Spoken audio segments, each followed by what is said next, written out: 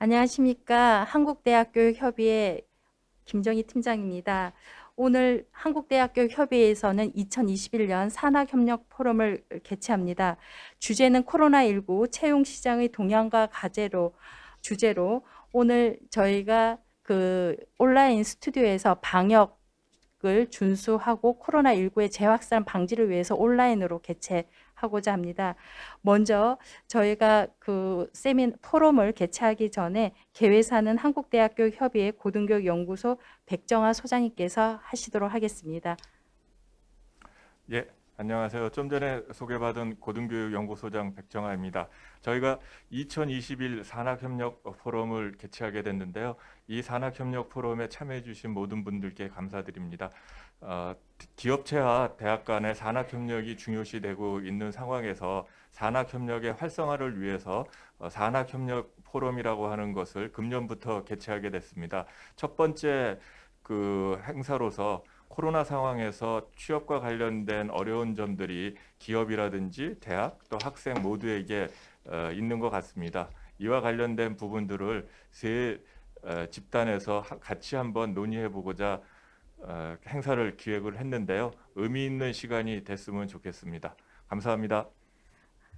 네, 오늘 이제 저희가 주제 발표에 발제자로 기업 대표, 그다음에 단체 대표, 그다음에 대학에서 각각 이제 대표 세 집단에서 각자의 입장과 그다음에 채용 시장과 또 대학 교육에서 어떻게 해야 되는지에 대한 부분들을 저희 한국대학교협의회에서는 4년제 대학 협의체로서 다양한 의견을 또 경제단체 또 기업들한테 전달하고 소통하는 역할로서 거듭나도록 하겠습니다. 먼저 기업 입장에서 유한양행 김종균 상무님께서 코로나19 고용 동향과 기업 인재상을 발표해 주시도록 하겠습니다. 상무님, PPT 발표 자료 공유 부탁드리도록 하겠습니다. 안녕하십니까. 저는 유한양행에 있는 김종균이라고 합니다. 오늘 포럼 주제에 제가 말씀드릴 분야는 코로나19 환경으로 인한 고용 동향과 기업 인재 사항이라고 했는데, 저는 유한양행에서 인사 담당을 맡고 있지는 않고요. 채용이나 뭐 이런 부분들을 업무로 메인으로 진행하고 있지는 않습니다. 저는 연구나 개발 뭐 이런 쪽에 관련된 업무를 하고 있고요. 오랫동안 제가 맡는 분야도 여러 채용 과정과 그다음에 인재상에 대한 여러 가지 회사 내부적인 공유되는 사항들이 있어서 그런 사항들을 좀 공유드리고자 하고요. 고용 동향이나 기업 인재상이라고 하는 것들이 최근에 어떤 코로나19라고 하는 사회적인 이슈에 따라서 산업별로 그다음에 기업의 업종별로 많이 다른 걸로 알고 있습니다. 뭐 일관되게 설명하기는 좀 어려운 부분들이 있고요. 그다음에 기관별로도 좀 차이가 있는 걸로 보이고, 특히 기업 인재상이라는 부분은 국내에 있는 다양한 많은 기업들의 인재상이 살펴보면 상당히 다양합니다. 그런 것들을 또 일관되게 메시지 전달하기도 사실 어려운 부분이 있지만, 과거에는 그 기업의 인재상이라는 것들을 오랫동안 유지해왔던 그런 특성이 있다면, 최근은 환경 변화가 워낙 우리가 경험하지 못한 부분들이 많다 보니까 그 환경의 변화에 따라서 기업마다 인재상의 변화가 아주 많이 바뀐 기업도 있는 것 같고, 약간씩 그 환경에 맞고 그 기업의 생존에 필요한 그런 인재상으로 바뀌고 있는 것으로 보여집니다. 그래서 오늘 말씀드릴 시간은 뭐 한 20분 이내로 짧게 하겠지만, 전망을 굉장히 희망적으로 얘기하기는 현실적으로 어렵습니다. 그렇지만 제가 전달하고자 하는 메시지는 그러나 기회는 있다. 지금 현재 상황을 면밀하게 정확하게 파악하고 내가 할 일을 정확히 계획해서 강력하게 실행하는 것, 그렇게 했을 때 현재 고용 상황이나 여러 가지 취업난 이런 부분들을 우리가 극복할 수 있겠다라고 하는 것이 제가 오늘 말씀드릴 내용의 주제라고 할 수 있겠습니다. 그래서 일단 코로나19 환경에서 고용에 대한 현상 이런 것들은 아마 신문지상이나 여러 가지 매체를 통해서 접할 수 있기 때문에 상세하게 설명드릴 내용은 아니겠지만 코로나19가 사회적인 이슈가 된 그 작년도 초부터 시작해서 어제부터 계속 또 2,000명대로 올라오는 이런 네 번째 대유행이 일어나는 동안에 그 고용의 형태들이 어떻게 바뀌었는지를 보시면 2차, 3차 때 많이 좀 어려움을 겪었습니다. 근데 올해 상반기 부분을 지나면서 조금 고용 현황이 좀 회복하는 듯한 양상을 보였는데 올 하반기에는 좀 더 나빠지지 않겠느냐 하는 게 산업계 전체적으로 좀 예측이 되는 것 같고요.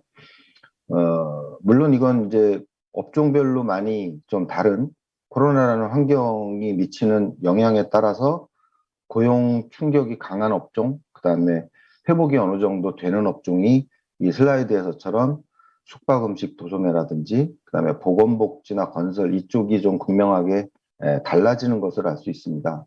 근데 올해 상반기 고용 증가에는 정부 개입이 어느 정도 많이 영향을 미쳤다고 보여지는 것 같습니다. 그렇지만 20, 30대 특히 그 정부에서 뭔가 좀 도움을 줘서 고용 현황이 나아지는 것은 정규직보다는 약간 그렇지 않은 부분, 그다음에 5, 60대 연세가 좀 드신 분들 대비해서 20, 30대 젊은 층에는 일자리 감소에 그 정부의 노력이 그 작용한다는 체감을 하기에는 좀 어려운 상황이 아닌가 이렇게 생각이 되어지고 있습니다. 뉴노멀이라는 단어가 지금은 굉장히 일반화된 걸로 보입니다. 그 많은 것들이 이제 노멀이 되어가고 있는데 이 한 장만 가지고도 뭐 오랫동안 논의를 할 수 있는 거지만 오늘 주제에 맞게는 일단 기업에서 일하는 방식이 많이 바뀌었다라는 겁니다. 그것이 표준이 되어가고 있고요. 예를 들면 회의는 대부분 대면 안 합니다. 회의 화상으로 하고요.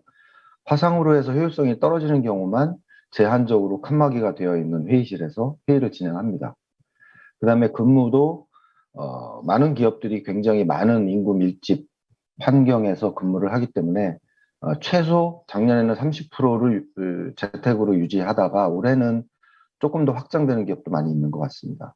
그래서 재택과 원격 근무가 일반화되고 재택근무와 원격 근무가 가능한 소프트웨어나 시스템들이 굉장히 일반화되고 있습니다.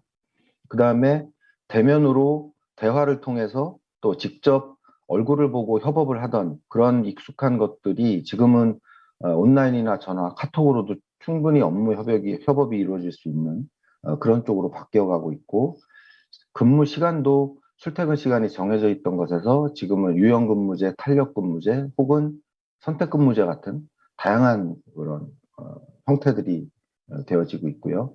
오피스 형태도 스마트 오피스 형태로 바뀌고 있고 이렇게 대면이 많이 줄어들다 보니까 그 과거에 약간 관료적인 조직 체계나 업무 흐름이 많이 수평적인 그 업무 문화로 변화하고 있습니다. 이런 여러 가지 현상들이 뉴노멀로 자리 잡고 있다. 이런 부분에 그 기초해서 오늘 말씀을 드리겠습니다.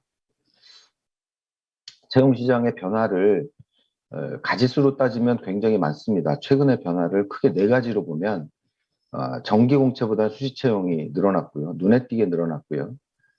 많은 그 취업 준비생들이 그 대기업의 공채 시기에 맞추어서 모든 준비를 하던 과거와 다르게 이제는 수시 채용이 아주 일반화되어 있습니다. 거기에다가 언택트 채용이 증가하고 있습니다. 물론 저희 회사도 지금은 면접이나 채용 과정을 전부 다 온라인으로 하고 있고요. 그 다음에 그 회사의 채용 설명을 과거에 오프라인으로 굉장히 직관적으로 진행하던 것들에서 지금은 유튜브라든지 온라인의 다양한 툴들을 활용하고 있고요. 잘 아시겠지만 이제 AI 시대, 뭐 이래서 디지털 경력자, 기술자들의 채용이 증가하고 있고 무엇보다도 이거는 지금 대학에 재직 중인 취업 준비생들한테는 좋지 않은 현상인데 경력 채용이 자꾸 늘고 있습니다. 그거는 수시 채용이 증가했다는 것과 맥을 같이 합니다.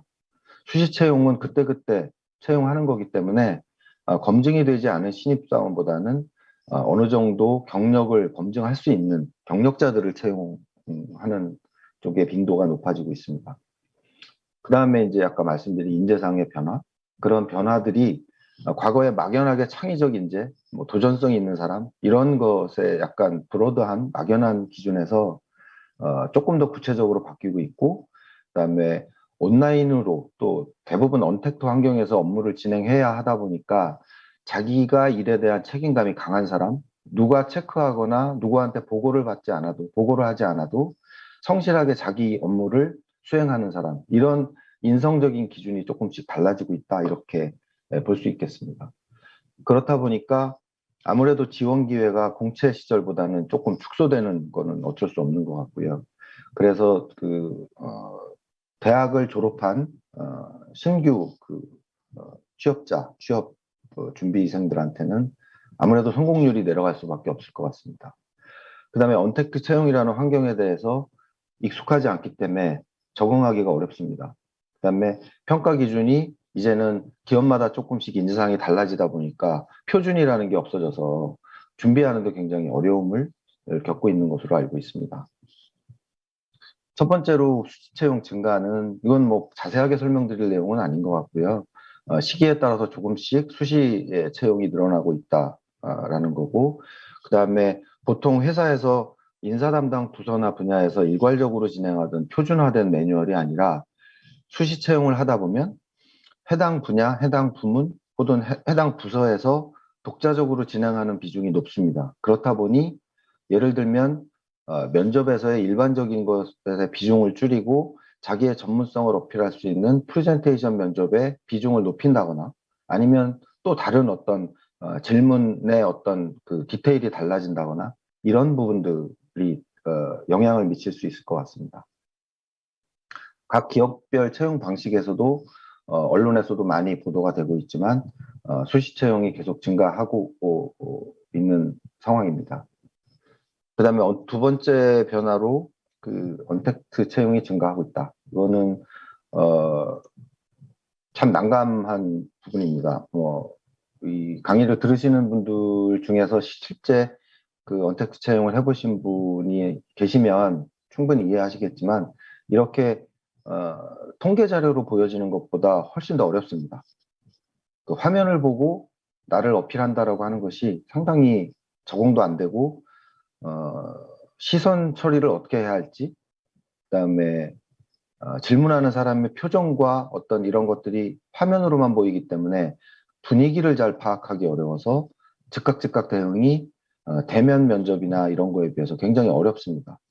한 예로 얼마 전에 제가 유튜브를 통해서 어떤 포럼 같은 데서 강의를 할 기회가 있었는데 100명, 200명 있는 큰 컨퍼런스 룸에서 강의를 할 때도 전혀 저는 떨리지 않았었는데, 유튜브로 포럼을 진행하는 강의에서는 도무지 떨려가지고 강의를 정상적으로 제가 진행을 하기가 어려웠던 기억이 있습니다. 그만큼 이 언택트 채용 과정이라고 하는 것이 기업마다 또 조금씩 달라가지고 이거에 대해서 어떻게 진행하는지에 대한 정보를 충분히 최대한 많이 확보하는 것이 해결할 수 있는 방안일 것 같습니다. 이거는 뭐 많이 파악하고 집에서 화상 카메라나 어떤 프로그램을 이용해서 친구 혹은 동료와 같이 열심히 연습해 보는 것, 그거밖에는 다른 방안은 없는 것 같습니다. 그래서 향후에는 이 언택트 채용이라고 하는 게 초기에는 이제 많이 모이기 어렵기 때문에 일부 기업들이 조금씩 채용하기 시작했는데, 지금은 이 언택트 채용이나 이런 시스템이 굉장히 고도화되어 있습니다. 상용화되어 있는 프로그램, 아니면 정부에서 제공해주는 어떤 소프트웨어 같은 것들이 굉장히 많이 있고요. 이런 것들이 기업 입장에서 봤을 때 한번 해보니, 처음에는 어쩔 수 없이 시도를 했는데 한번 해보니까 이게 괜찮다라는 인식이 퍼지기 시작했습니다. 지원자의 역량 평가를 조금 더 정확하게 할 수 있겠다, 객관적인 평가가 되겠다라고 하는 인식들이 기업에 자리 잡기 시작해서, 코로나 환경이 지금보다 조금 완화되더라도 제 개인적인 예측이지만 계속해서 이 언택트 채용을 활용하지 않겠느냐라고 하는 게 제 예상입니다. 물론 뭐 각 모든 기업의 입장은 다를 수 있겠습니다. 이 부분을 고려한다면 언택트 채용에 대해서 많이 익숙해지는 노력을 해야 된다고 생각을 합니다. 그 다음에 경력직 채용 증가입니다. 수시가 늘어나면서 경력직에 대한 채용 선호도가 높아졌습니다. 과거에는 가능성 있는, 그 다음에 표현이 좀 그렇지만 똑똑하고 가능성 있고 무한한 잠재력이 있는 각 그 대학교 혹은 대학원을 졸업한 신입사원을 채용해서 기업에서 시행하는 아주 맞춤식의 그 기업에 맞는 그 육성 프로그램을 돌려서 1년에서 2년 정도 회사가 투자를 함으로써 미래 인재를 육성한다라고 하는 게 많은 기업들의 어떤 인재를 키워가는 방식이었습니다. 근데 수시 채용이 늘어나면서 즉시 전력감을 필요하는 부서들이 많아졌고 회사의 전체적인 인사관리 부서의 생각보다는 각 부서들의 그 팀장 혹은 그 업무를 진행하는 실무자들의 요구성이 힘을 더 싣게 됐습니다. 그렇다 보니 경력직 채용이 늘어나게 됐고 경력직 채용의 기업에서의 약간 어려움은 지원자 수가 많지 않다라는 것, 그 다음에 타 기업이나 타 조직에서 많이 익숙해진 사람들이 우리 회사에서 얼마나 적응할까 하는 그런 문제가 좀 남겨진 숙제이긴 하지만 경력직 채용의 비율이 많이 높아지고 있다 이렇게 생각할 수 있겠습니다. 네 번째로 기업 인재상입니다. 기업의 인재상이 아까 말씀드린 대로 포괄적인 역량에서 이제 직무 관련 역량으로 바뀌었고 그렇기 때문에 맞춤형 취업 계획이라고 하는 거를 과거 대비 가능하면 빠른 시간 안에 준비하는 것, 지금부터 준비하는 것이 가장 빠르다고 볼 수 있습니다. 직무 전문성도 예를 들어 뭐 토익 점수, 뭐 다른 어떤 자격증 이런 것들의 어떤 스펙 위주에서 지금은 누적된 역량이 중요합니다. 그 누적 역량이 마치 여러 기업을 경험하고 그 직장 생활을 하면서 얻어진 경험만을 말씀드리는 게 아니고 학교를 다니면서 혹은 대학원을 다니면서도 직무와 관련된 전문적인 공부 혹은 어떤 경험을 한 것들을 다 포함하고 있습니다. 그래서 누적되어 있는 역량과 그 사람이 지금까지 자기 역량을 개발해온 스토리, 그게 더 중요해졌다라는 의미의 말씀을 드리겠습니다. 그래서 인턴에 대한 부분은 사실 저희는 그렇게 활성화되어 있지 않아서 대기업에서 많이 시행하는 지금의 인턴 제도를 설명드리기는 조금 어렵지만 인턴도 요즘은 많이 다양한 방식으로 진행이 된다고 들었습니다. 어쨌거나 취업을 위해서 단기적으로 스펙을 쌓는다거나 그 다음에 취업 면접에서 단기적으로 뭔가 나를 어필할 수 있는 그런 것들을 준비하던 시대에서 지금은 꾸준히 오랫동안 준비된 누적된 역량이 중요하다. 이게 본 슬라이드의 결론이 되겠습니다. 중요도가 높아진 인재상과 낮아진 인재상을 이렇게 흑백 논리로 표현하기는 좀 어렵고요. 이건 언론 자료인데 굳이 이거를 설문조사를 통해서 이제 분석을 해놓으면 이렇다라고 하는 겁니다.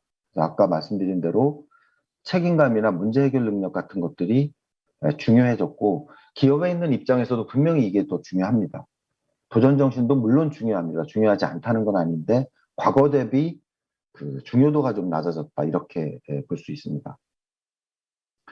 그래서 회사마다 이제 코로나 시대가 이제 위드 코로나 뭐 이렇게 됐기 때문에 새로운 신사업이나 해외 진출 같은 것들이 굉장히 중요해졌습니다. 그런 것들에 걸맞는 그 인재들을 기다리고 있다 이렇게 볼 수 있습니다. 그다음에 이제 방금 말씀드린 책임감인데 이 책임감은 굉장히 그 상징적인 어떤 의미가 있어서 한 가지로 설명하기는 사실 조금 어렵습니다. 근데 요즘 것들이라는 책을 제 슬라이드에 있는 거는 그 작년에 저희 회사에서 이제 대표이사님이 모든 임원들 아마 팀장급 이상들한테는 다 배포를 했습니다. 요즘 것들이라는 파란색 책자인데 MZ세대의 가치관이나 일하는 방식에 대한 그런 내용입니다. 이걸 읽어보면 부분적으로는 상당히 충격적입니다. 그건 왜 그러냐면 저도 이제 요즘 MZ세대의 그 자녀를 두고 있긴 하지만 이들이 중요하게 생각하는 것들을 내가 지금 재직 중인 직장에서 적용을 한다 그랬을 때는 몇 가지나 가능할까? 그런 부분에서 굉장히 난감하게 느껴졌는데, 물론 요즘 세대의 그 신입사원들이 워라밸이나 뭐 여러 가지 이런 것들을 굉장히 중시하기 때문에 기업들이 이들을 열심히 일하게 할 수 있는 환경을 구축한다는 차원에서 기존에 계시는 그런 고위직 임원부터 시작해서 많은 차부장급의 직원들에게도 요즘 MZ 세대들의 가치관에 대한 교육을 회사에서 하고 있습니다. 많은 기업들이 그렇게 하고 있는 걸로 알고요.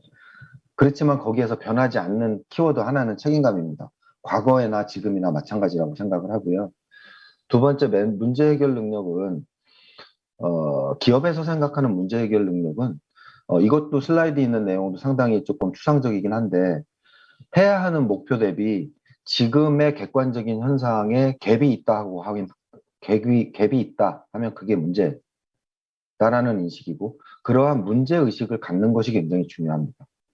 문제에 대한 문제 의식을 가졌다라고 했을 때 이걸 어떻게 해결할 거냐에 대한 의지, 그다음에 어떻게 해결할지에 대한 방법을 끊임없이 고민하는 것, 그게 기업에서 원하는 문제 해결 능력입니다. 즉, 매출을 증진시키려면 어떻게 해야 될까? 이 문제를 어떻게 해결할 것이냐?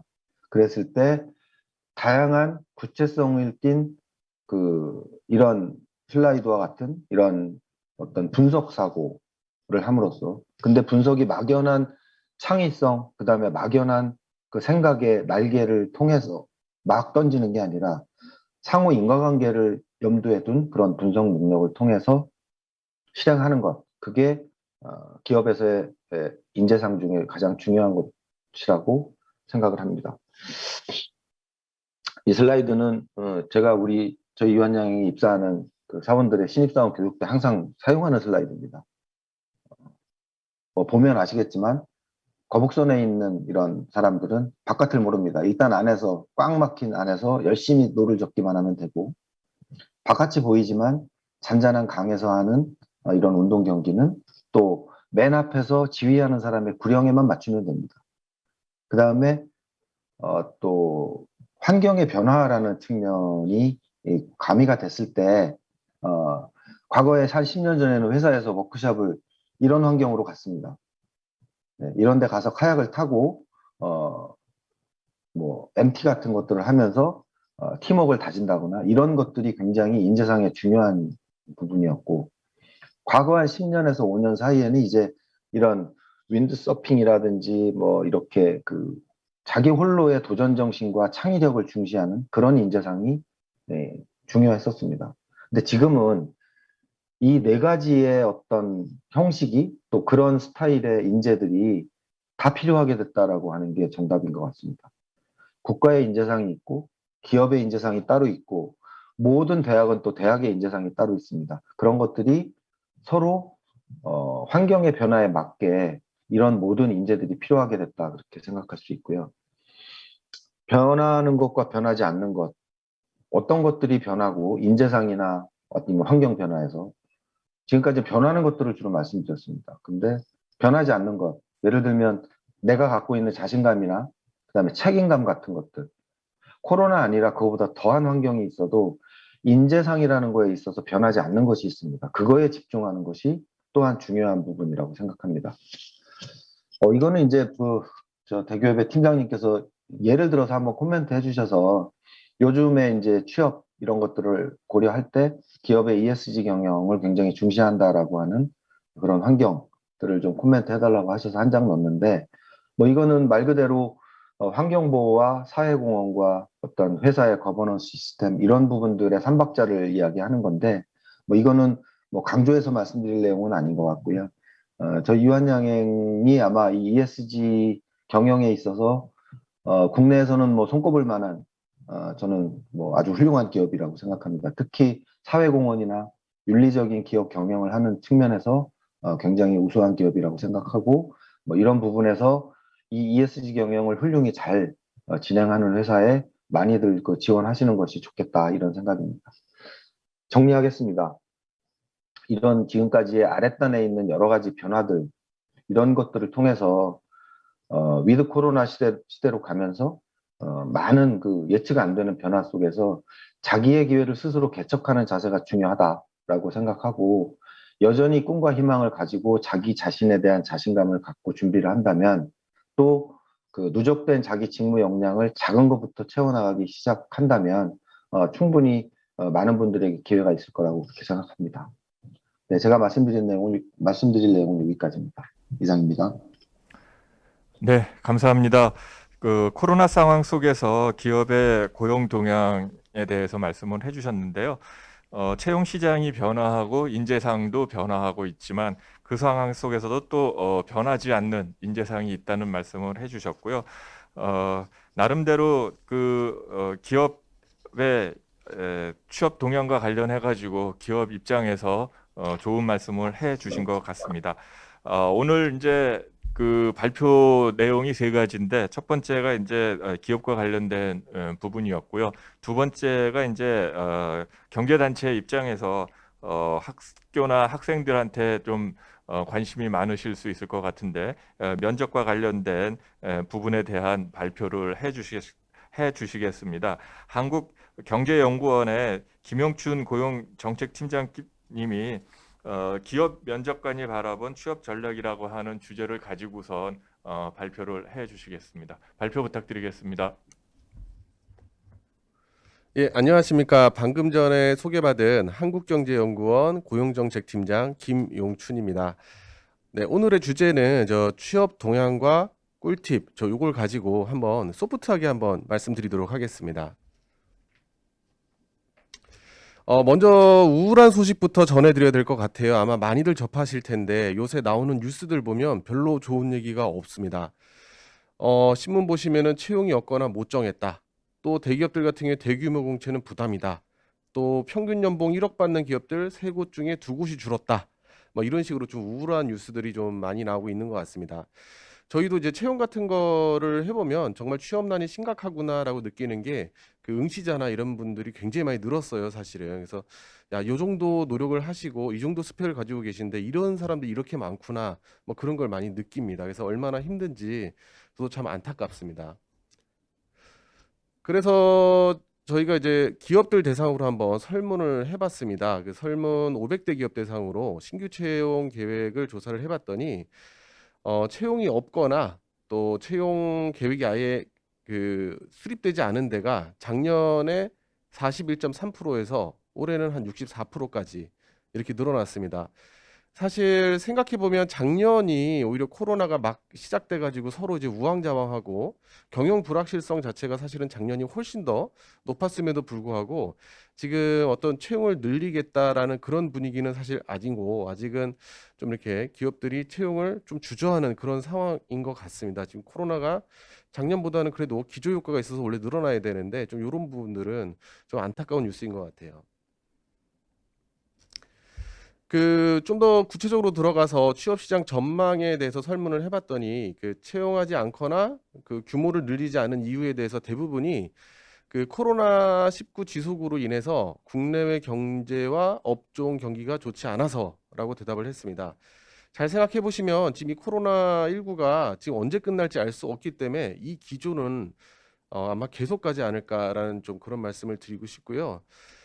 그 밑에 이제 공개 수시 채용 진행 여부를 보시게 되면 이게 또 하나의 트렌드인데 아까도 말씀 주셨지만 수시 채용 비중이 굉장히 지금 증가하고 있습니다. 그 밑에 수시 채용하고 연결돼서 경력직도 지금 채용이 많이 늘어나고 있고 요거는 이제 코로나가 끝나더라도 아마 이 트렌드는 크게 바뀌지 않을 것 같습니다. 그래서 사실 신입사원들이 이제 신규 채용하는데 그 취업문은 되게 줄어들 것 같다.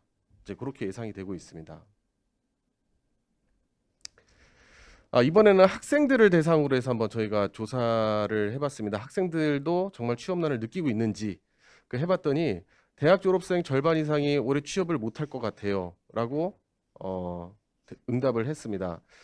또 취업 체감도가 작년보다 어렵다가 한 75% 정도면은 사실 4명 중에 3명, 그러니까 취업이 점점 더 어려워지고 있다고 느끼고 있고, 또 내가 취업할 수 있는 예상 기업이 어디라고 생각하십니까? 라고 했었을 때 나는 대기업은 못 갈 것 같고 중소기업 갈 것 같다라는 비중이 계속해서 증가하고 있습니다.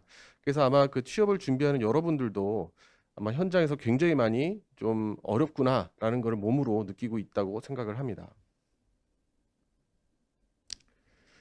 그러면 채용이 다 줄기만 하느냐? 뭐 그렇지는 않습니다. 이게 채용이 또 늘어나는 업종들도 있는데요. 그 파란색으로 된데 왼쪽을 보시게 되면 1위가 이제 빅데이터, AI, 그다음에 2위가 동영상 제작 편집, 3위가 뭐 테스터, 검증, 그다음에 4위가 영상, 사진 촬영, 그다음에 5위가 웹 프로그래머.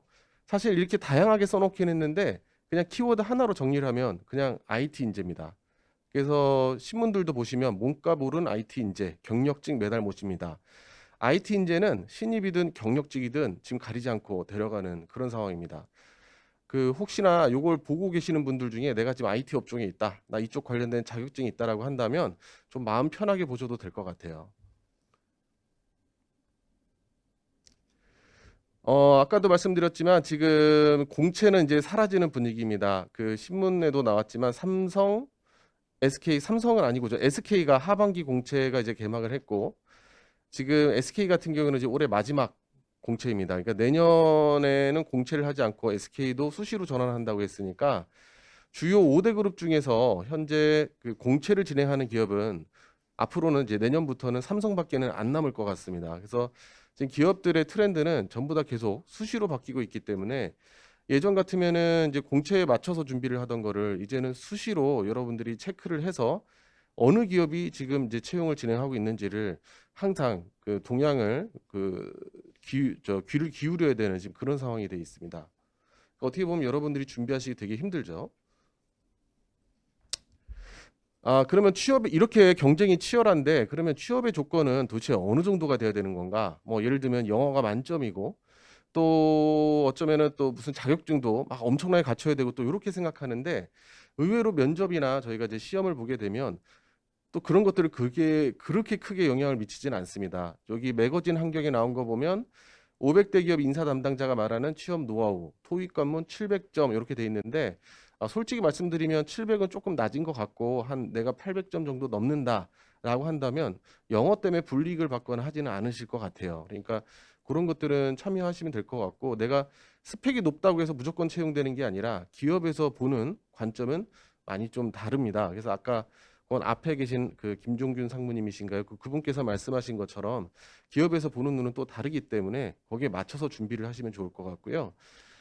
그다음에 저희가 이제 또 면접을 보다 보면은 저희가 이제 같은 질문들을 많이 드리는데 컨설팅 받으시는 학생들도 요새 되게 많은 것 같아요. 근데 이 면접 표현들 같은 경우를 컨설팅 받았다고 해서 그걸 그대로 하시게 되면 사실 면접관 입장에서는 똑같은 말을 계속 듣습니다. 근데 이게 한두 번 들을 땐 모르다가 똑같은 말이 계속 반복되다 보면 어디서 컨설팅 받았구나 뭐 이런 생각이 들기 때문에 좀 그런 것들은 오히려 역효과가 날 수 있으니까 항상 컨설팅을 받더라도 내 걸로 소화해서 조금 다르게 표현하는 노력을 할 필요가 있다고 보여집니다.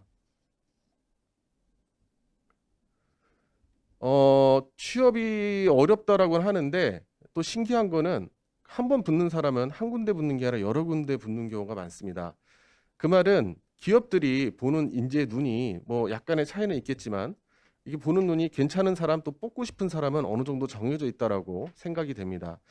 아마 그 요거를 이제 보시는 분들은 내가 기업이 뽑고 싶어하는 사람, 비록 취업문이 되게 어렵긴 하지만 나도 여러 군데 붙어서 나도 이 선택을 내가 할 수 있는 그런 사람이 되는데 조금이라도 도움이 되시길 바랍니다. 아마 지금부터가 제일 궁금해 하시는 부분일 것 같은데요. 먼저 자기소개서 이제 쓰는 팁부터 말씀드리겠습니다. 제가 자기소개서 이렇게 쭉 많이 보다 보면 좀 이런 것들은 고쳤으면 좋겠다. 그리고 제가 여기에다가 쓴 내용들은 요 자기소개서가 워낙 많다 보니까 저런 부분들이 보이면 사실 서류에서 이제 탈락되는 경우들도 많으니까 그런 부분 좀 서류에서 떨어지면 너무 억울하시잖아요. 그러니까 이런 것들 실수하지 않도록 해주셨으면 좋겠습니다. 먼저 첫 번째는 너무 걱정은 안 하셔도 될 것 같아요. 내가 학력이 떨어져서 혹은 내가 뭐 지방대를 나와서 아니면 또 내가 학점이 떨어져서 아니면 내가 자격증이 없다거나 혹은 내가 영어 점수가 낮다거나 이거는 어떻게 뭐 숨겨질 수 있는 것도 아니지만 그게 당락의 전부는 아닙니다. 그렇기 때문에 너무 걱정하셔서 이렇게 막 그 자기소개서에 좀 어떻게 보면 자신감 자체가 많이 떨어져 계신 분들이 있는데 그렇게 쓰지 마시고 항상 내가 못하는 것도 있지만 또 잘하는 것도 있기 때문에 그걸 강조해서 쓰시려고 노력을 하시면 되고 일단 글 자체에서 너무 걱정이 들어가 있으면 안 될 것 같아요. 두 번째는 좀 일관되게 쓸 필요가 있다라고 이제 생각을 합니다. 이 읽는 사람 입장에서는 이 사람이 솔직하게 썼나 이거를 많이 이제 관심을 갖고 보게 되는데 예를 들어서 취미가 무엇입니까라고 물었을 때 저는 취미가 서예입니다. 독서입니다. 이렇게 썼는데 본인의 성격은 되게 활달하다고 써놨습니다. 사실 취미가 전혀 활달하지 않은데 성격이 활달하다고 하면 이거 뭐지? 이거 솔직하지 않은 것 같은데 이런 느낌이 들거든요. 또 본인이 스타일이 굉장히 성실하다라고 얘기를 했는데 그리고 책임감도 되게 높다.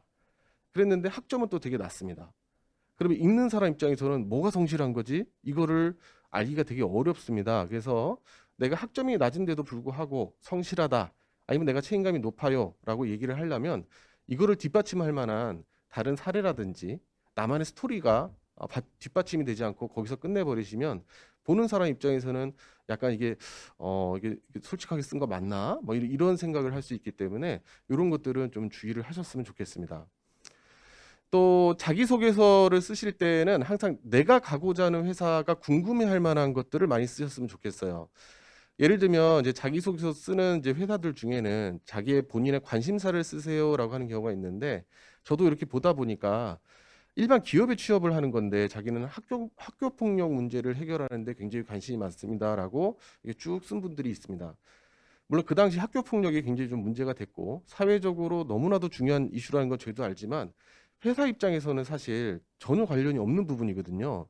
그러면 이 자기소개서를 쓰는 목적은 뭐냐면 제가 면접에 올라가 가지고 면접 볼 때 자기소개서에 있는 내용을 물어봐 주세요라고 해서 내가 지금 자기소개서 쓰는 건데 거기다 학교 폭력 같은 거를 써버리게 되면 혹은 뭐 음악이라든지 이런 걸 쓰게 되면 사실 면접관이 이거를 물어보질 않습니다. 왜? 회사에 필요하지가 않기 때문에. 따라서 내가 가고자 하는 회사 입장에서 주제도 항상 거기에 맞춰서 좀 쓰시면 좋을 것 같다는 생각이 됩니다. 그 다음으로는 좀 남들과 내가 다른 부분들을 좀 써주시면 좋을 것 같아요. 예를 들어서 사실 뭐 그게 독특하고 막 해외 무슨 연수를 갔다 오고 막 학점이 좋고 뭐 이런 것도 있으면 좋지만 그게 아니라 하더라도 굉장히 도움이 되는 경우들이 많습니다. 예를 들어서 형제 자매가 난 되게 많다. 이거는 상당히 또 다른 부분이 될 수 있습니다, 요새. 그래서 형제 자매가 많기 때문에 어렸을 때부터 형제들하고 커뮤니케이션을 엄청 많이 했다. 회사라는 거는 소통하고 남들과 같이 일하는 데인데 이런 저의 생활 배경이 우리 저기 회사 제가 지원해서 입사를 하게 된다면 큰 도움이 될 것 같다. 뭐 이런 식으로 하게 되면 상당히 설득력 있는 글이 될 수 있을 거라고 생각을 합니다.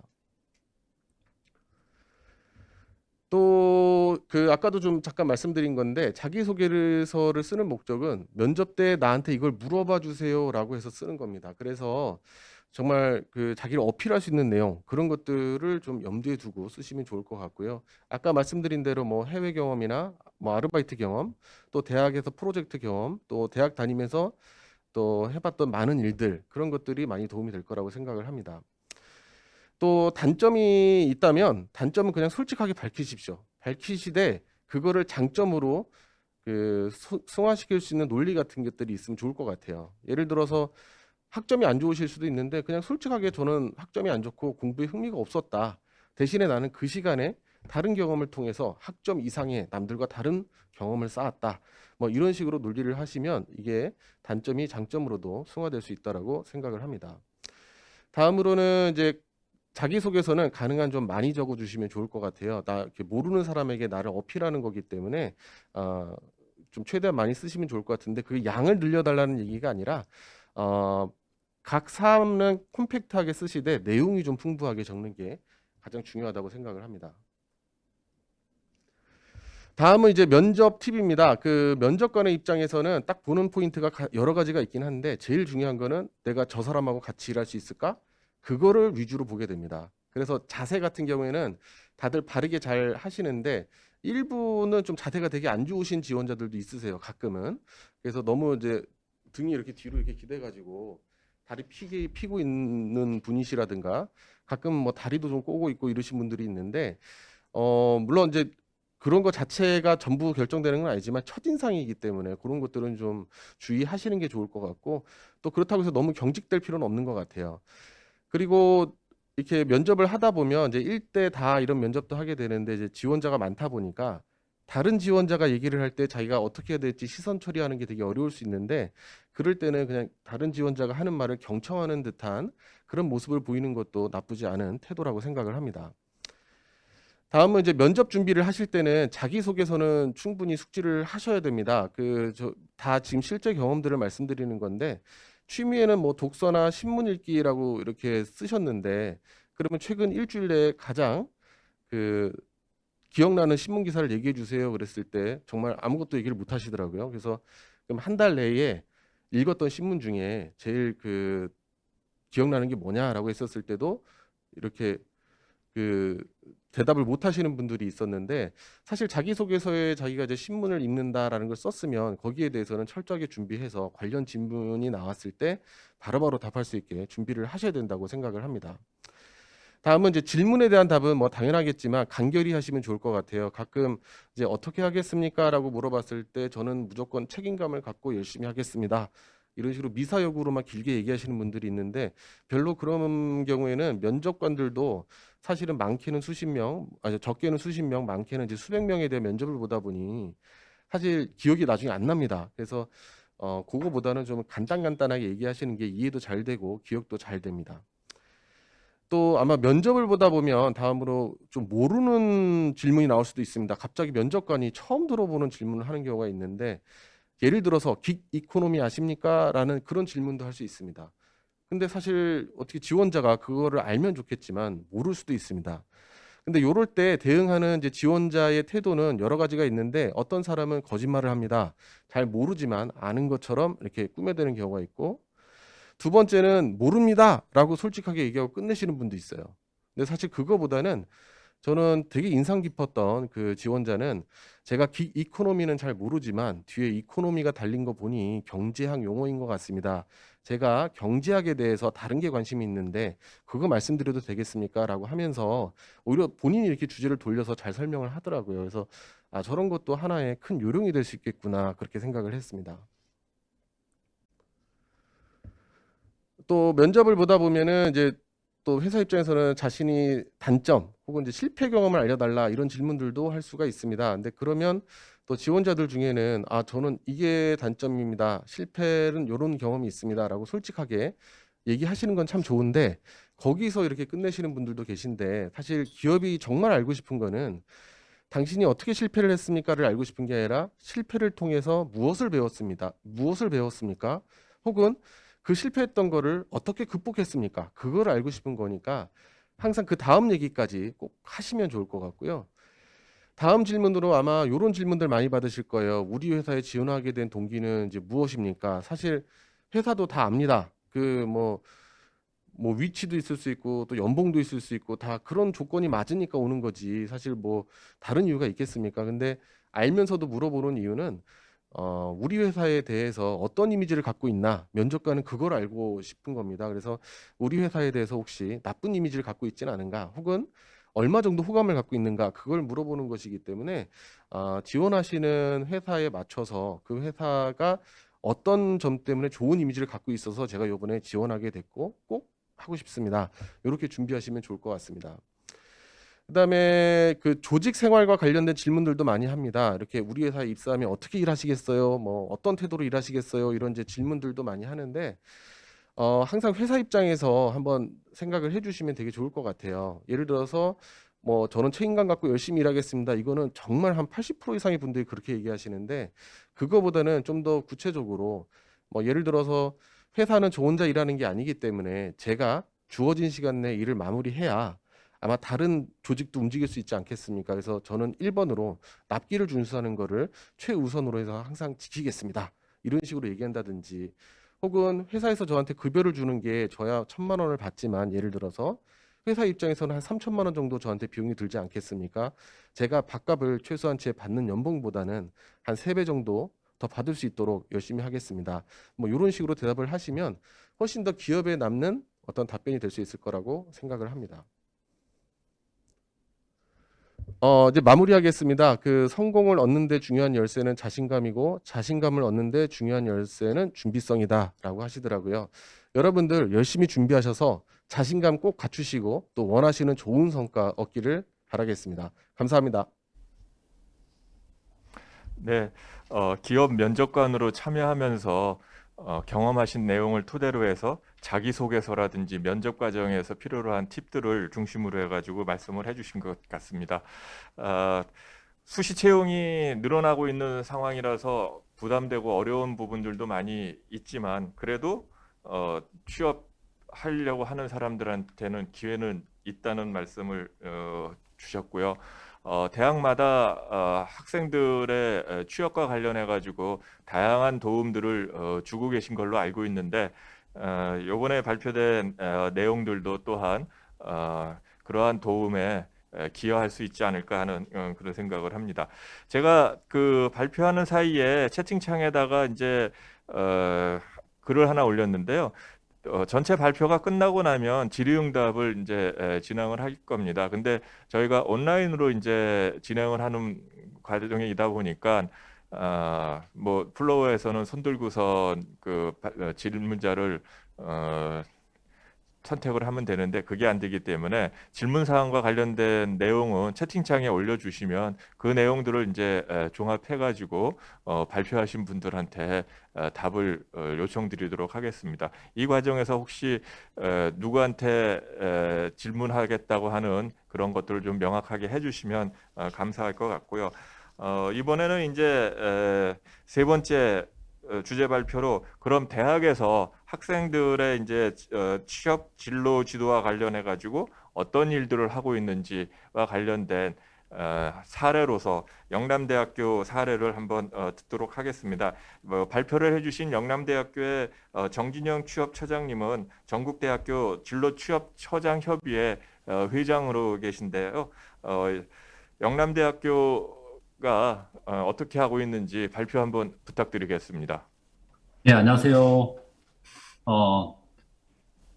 저는 전국 취업처장협의회 회장을 맡고 있으면서 또 영남대학교 취업처장을 맡고 있는 정진영이라고 합니다. 각 학교마다 진로 및 취업 전략이 다 있고 또 저희들보다 더 잘하는 경우도 있겠습니다만 영남대 학교에서 이제 학생들을 대상으로 진로라든지 취업 지원하는 것에 대해서 소개드리고 또 토론의 시간을 가졌으면 좋겠습니다. 먼저 오늘 그 말씀드릴 내용은 영남대학교 진로 및 취업 지원 체계에 대해서 먼저 말씀드리고요. 그다음에 비대면 교육 활성화 및 운영 성과에 대해서도 말씀을 드리겠습니다. 저희가 대면으로 해서 진로 및 취업을 활성화하려고 애를 썼는데 코로나 상황이 되면서 많은 게 바뀌면서 비대면으로 전환했던 그런 성공 사례들이 있어서 그걸 소개를 좀 시켜 드리려고 하고요. 다음에 이제 지원 시스템 사례도 소개하고 지원 프로그램 사례도 소개하고 나중에 이제 필요하면 질문을 주시면 서로 토의하는 시간을 가지도록 하겠습니다.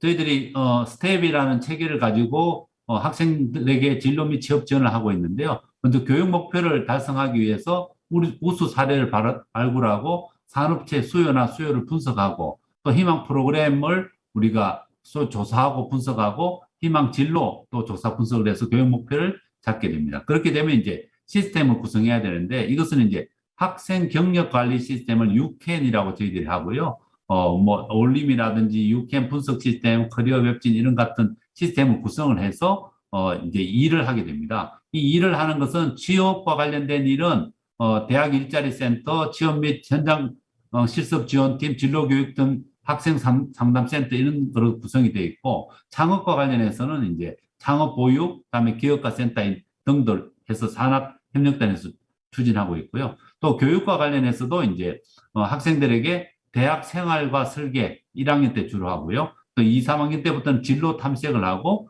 다음에 취업 설계를 한 다음에 취업 전략할 수 있는 이런 식으로 구성이 되어 있습니다. 그리고 프로그램은 또 진로, 직무, 현장, 희망, 진로 및 맞춤형 교육 등도로 구성을 돼서 저희들이 이제 계획을 세우고 그 지원하고 또 하는 일을 통해서 최종 아웃풋은 Y형 인재를 만들자는 것입니다. 여기서 Y형 인재는 이제 그 인성과 창의성과 진취성과 전문성을 가진 인재를 만들자. 그래서 이제 이런 프로그램을 만든다고 말씀드릴 수가 있겠습니다. 시스템 그 지원 조직은 저희들이 이제 취창업진로위원회라는 게 구성이 되어 있고요. 취업을 지원하는 것은 주로 이제 취업처에서 일을 하고 있습니다. 그리고 창업을 지원하는 건 산학협력단에서 하고 있는데요. 정책 수립하는 것은 이제 취창업진로위원회에서 주로 하고, 그다음에 이것을 지원하는 조직은 취업처는 취업지원, 그다음에 창업은 산학협력단에서 주로 해서 교육과 적성, 알선, 취업 다양한 것을 이제 팀별로 나눠서 일을 수행하고 있습니다. 그리고 전문 인력이 이제 투입이 돼서 이 그 시스템이 돌아가게 하는데 상담 연구원도 있고 진로 컨설턴트, 취업 컨설턴트가 있습니다. 저희들이 재학생 1, 2학년들 주로 대상으로 해서 학생 진로 상담을 하기 위해서 한 8명 정도가 전담으로 배치가 되어 있고요. 취업과 관련해서는 12명의 또 전담 취업 컨설턴트가 구성이 돼서 학생의 그 취업과 관련된 상담을 유기적으로 하고 있습니다. 뭐 창업도 마찬가지로 진행이 되고 있고요. 그리고 이제 학과에서 그러면 가만히 있는다, 그게 아니고 학과에서는 이제 교수들의 역할이 굉장히 중요합니다. 교수들이 저희들이 학생 그 2만 명 정도의 교수가 한 700명 정도 되는데요. 그 학생들이 다 이제 분담 지도 교수가 되어 있습니다. 그래서 학생들에게 이제 공부를 어떻게 하고 강의를 어떻게 되고 취업을 어떻게 하는데 도움이 되는 여러 가지 정보를 제공하고, 또 저희들이 학과별로 어떤 경우에는 취업 담당 교수를 다 정해가지고 취업과 관련돼서는 이분들을 활용해서 취업할 수 있도록 이렇게 이제 구성이 되어 있고요. 시스템적으로는 이따 이제 계속 나오겠습니다만 저희들이 어울림이라는 게 있고요. YU 플레이라는 게 있는데, 어울림의 이제 비교과 통합 관리 시스템으로 해서 이제 취업과 관련된 일을 주로 하고, YU 플레이는 이제 창업 교육 통합 시스템을 구축해 가지고 하고 있고, 요것을 학생 경력 관리하는 유캔 시스템과 연동시켜서 하고 있습니다. 그리고 이제 이런 것을 평가하기 위해서 저희들 교육혁신본부에서는 주로 이제 취업과 관련된 것, 다음에 링크 사업단에서는 창업 지원과 관련된 것을 이제 결과를 받아서 또 이렇게 그 환류하는 계획을 세우고 있습니다. 그래서 저희들이 이제 3가지 주요한 시스템이 있는데, 첫 번째는 유캔 시스템이라 그래가지고요. 학생들이 이제 포트폴리오를 구성해서 희망 진로가 뭔지, 그리고 적성이 뭐고 또 사회성이 어떻게 되는지, 또 비교과나 교과를 어떻게 이수했는지, 자기 주도적으로 어떤 동사라든지 자격증이라든지 의학이든지 이런 내역이 있는지를 보고요. 다음에 이제 유캔 분석 시스템을 통해서 저희들이 학과별로 이제 재학생 현황이라든지 현장 실습을 참가하는지, 또 비교과 프로그램을 어떻게 참가하는지 등등 여러 가지를 이제 종합적으로 분석해서 학생들의 경력을 종합적으로 관리해주는 시스템, 유캔 시스템이라는 게 있고요. 그 다음에 이제 그 어울림이라는 게 있는데, 저희들이 이제 그 학과에서 학생들을 열심히 가르쳐서 취업을 시키려고 하면은 학과에서 배운 것만 가지고 또 부족한 경우가 많았습니다. 그래서 이제 어울림이라는 비교과 프로그램을 저희들이 홍보하고 접수하고, 또 학생들한테 이제 통합적인 상담, 진로와 취업과 관련된 상담도 하고, 그다음 핵심 역량을 진단하고 현장 실습이라는 채용 정보 등도 이제 수시로 제공을 합니다. 그래서 이제 정교적으로 비교과 프로그램에 대한 접수 및 학생 관리, 만족도 조사 등의 이제 원스톱 관리 체계를 구축했고요. 모든 분야의 상담에 대해서 원클릭 상담 신청이 가능하고, 상담 종료하면은 저희들이 바로 또 문자를 보내서 15분 내에 상담 만족도를 실사하고 또 그 결과를 분석하는 그런 시스템이 되어 있습니다. 그리고 이제 저희 학교에 아주 특별한 프로그램이 중에 하나이고, 이것은 이제 전국적으로 확산시키도 아주 좋은 프로그램을 생각하는 것은 YU 크리피디아라는 겁니다. 이것은 이제 취업한 선배를 대상으로 우리 학생들이 상담 신청을 해서 자기에게 맞춤형 상담을 해서 사용하는 건데, 이것이 이제 갈수록 인기를 많이 누리고 있는데요. 크리피디아는 커리어, 경력에다가 엔사이클로피디아라는 그 사전을 합성으로 새로운 개념의 멘토링 시스템으로서 이제 온라인으로 실시간으로 질의응답이 가능하고, 또 이제 학생이 어떤 삼성인 삼성 아니면 중소기업인 중소기업 그 취업한 그 선배를 연락해서 바로 이제 물어보는 그런 시스템이 되어 있기 때문에 아주 잘 진행되고 있습니다. 이것은 정식 오픈은 2020년 9월에 했고요. 1개월 만에 이제 139명의 멘토가 등록이 됐고, 현재 멘토가 한 189명 정도 됩니다. 그래서 189명이 늘 준비되어서 후배들이 연락이 오면 취업을 시키는 데 도움을 주는 좋은 시스템이라고 말씀드릴 수 있습니다. 그래서 이제 그 메뉴를 한번 보시면 저희들이 이제 그 어울림이라는 이런 이 영남대 메뉴에 가면은 비교과 프로그램, 통합 상담, 핵심 역량 진단, 뭐 마이페이지 채용 정보 이런 게 있고요. 진로 및 취창업 정보도 제공하고 비교과 프로그램 통합 접수하는 시스템도 있고 통합 상담 신청을 하는 시스템도 되어 있습니다. 그래서 저희들이 온라인 상에서 클릭만 하면 자기가 그 진로 및 취창업 지원도 실시간으로 정보를 제공받고, 그다음에 비교과 프로그램을 듣고 싶은 걸 바로 들을 수 있고요. 그다음에 이제 그럼에도 불구하고 이게 잘 이해가 되지 않는 부분에는 진로면 진로, 취업이면 취업 상담하는 컨설턴트와 직접 연결해서 최소 30분, 많게는 1시간 반 정도 이렇게 상담을 받고 있습니다. 그리고 상담원도 이제 본인이 지정해서 할 수가 있고요. 특히 이제 인기 있는 상담원 같은 경우에는 신청하고 며칠을 기다릴 정도로 상당히 상담이 활발히 되고 있습니다. 그리고 또 아까도 말씀드린 바와 같이 취업 선배들이 멘토가 되어서 하는 이 프로그램이 이제 아주 저희들이 이제 잘 진행되고, 이것은 전 학교로 이제 확산시키면 좋겠다 싶은데요. 여기 보면 삼성, 현대, 오리온 이런 데 이제 취업한 선배가 여기 정보가 다 있고요. 그러면 그것을 찾아서 이 선배를 지정해서 여기와 관련된 이제 취업 정보를 생생한 정보를 들을 수 있는 시스템으로 구성이 되어 있습니다. 그리고 저희들이 이제 교육과 관련해서는 커리어 로드맵에서 경력 그 지도를 우리가 만들고 있는데요. 1학년 1학기 때는 대학 생활과 설계, 그다음에 1학년 2학기 때는 진로 탐색, 2학년 2학기 때는 진로 설계를 하고, 또 3학년 1, 2학기 때는 취업을 설계하고, 4학년 때는 취업 전략과 하는데요. 앞에 대학 생활 설계와 진로 설계는 교양 필수로 들어야 되고요. 취업 설계 및 취업 전략 같은 경우는 이제 특강으로 구성이 돼서 학생들이 이제 필수 교양과 일반 선택 또는 실천 교양 등을 통해서 굉장히 그 진로와 취업에 도움이 받는 구조로 되어 있습니다. 그래서 이것을 이용하는 학생들한테는 굉장한 유익이 있는 프로그램이라고 말씀드릴 수 있겠습니다. 그리고 이제 프로그램은 저희들이 이제 비교과 프로그램이 굉장히 중요하다고 말씀을 드렸는데, 학생이 막상 취업을 하려면 자기 전공을 충분히 배웠음에도 불구하고 시험을 보기 위해서 필요한 경우도 있고, 회사의 그 직무를 감당하기 위해서 필요한 경우도 많습니다. 요즘 빅데이터라든지 AI라든지 파이썬이라든지 이런 것은 수업 시간에 배우기는 어렵지만 이쪽에서 특히 뭐 공사나 이런 걸 준비하는 데는 NCS를 많이 또 듣더라고요. 그래서 이제 우리가 학생들의 수요를 분석하고 또 산업체 수요도 분석해서 목표 및 설정, 그러니까 어떤 프로그램을 해야 될지 기획하고 개발하고요. 그 다음에 이제 프로그램을 실행하기 위해서 이것을 홍보하고 또 운영을 합니다. 그리고 이 프로그램이 또 되면은 이게 진짜 학생들한테 도움이 되는지 평가를 해야 되기 때문에 만족도라든지 시험 영향력 이런 거를 분석하고 있고요. 경력 개발 단계별로 이제 주요한 프로그램을 이렇게 이제 소개해 놨는데요. 보시면 진로 탐색, 진로 설정, 역량 개발 및 강화, 실천 취업 이렇게 구성이 되어 있고, 교과 과정은 이제 학생들이 필수로 들어야 되는 것도 있고 선택으로 들어야 되는 것도 있고, 비교과는 아까도 말씀드렸다시피 이것은 이제 학생들이 특정한 분야에 취업하기 위해서 자기들이 필요한 과목들을 듣는 것이 되겠고요. 그 다음에 이제 상담을 통해서 지도교수도 상담하고 컨설턴트도 상담하고요. 또 심리적으로 조금 약한 사람들을 위해서 저희들이 전문 상담사가 있습니다. 그래서 심리 상담도 병행해서 전체적으로 학생을 돕는 시스템으로 구성이 되어 있습니다. 그리고 또 저희들이 진로 지원 프로그램 중에 최근에 이제 시작한 프로그램 하나를 소개시켜드리면, 저희들이 CDP라 그랬어요.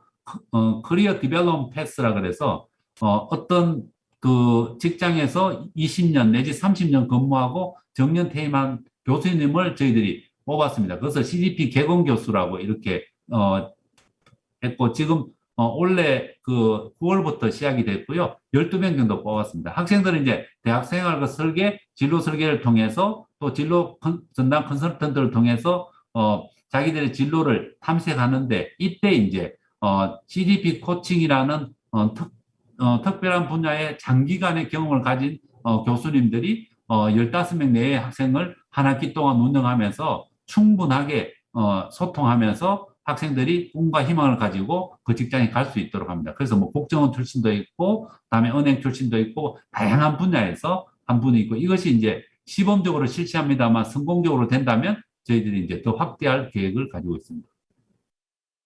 그리고 직무 역량 강화 프로그램 중에는 이제 저희들이 현장 실습 및 직무 체험 활성화를 위해서 노력하고 있는데, 이것은 이제 잡 미소해서 미스매칭 솔루션이라고 했어요.